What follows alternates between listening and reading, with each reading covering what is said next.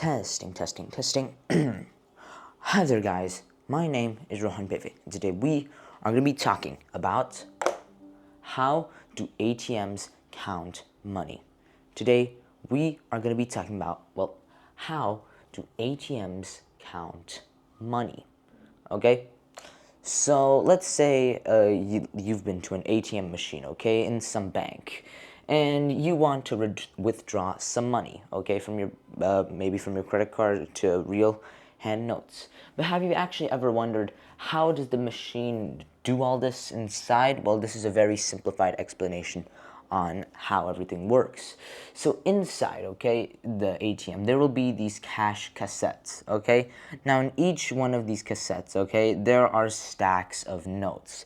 And each one is denominated by a notation, okay? So for example, there's a cassette for $1 bills, $5 bills, and $10 bills, okay? Let's put it like that, okay? So each one has a different type of bill, okay?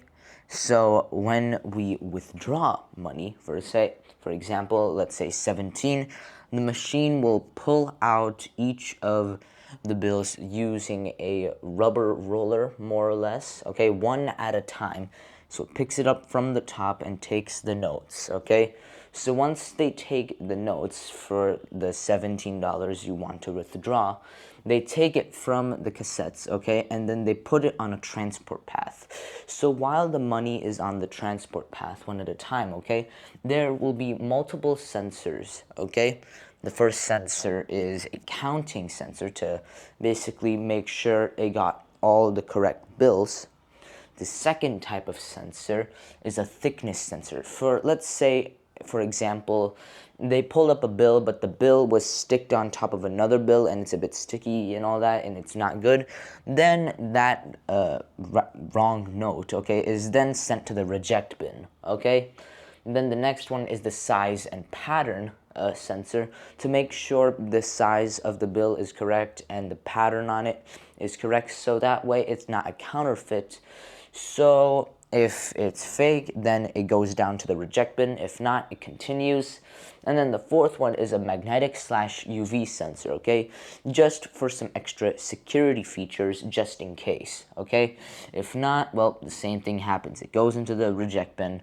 Well, if not, it passes through into a presenter unit. So once all the bills are put into the presenter unit is put out through a door, okay?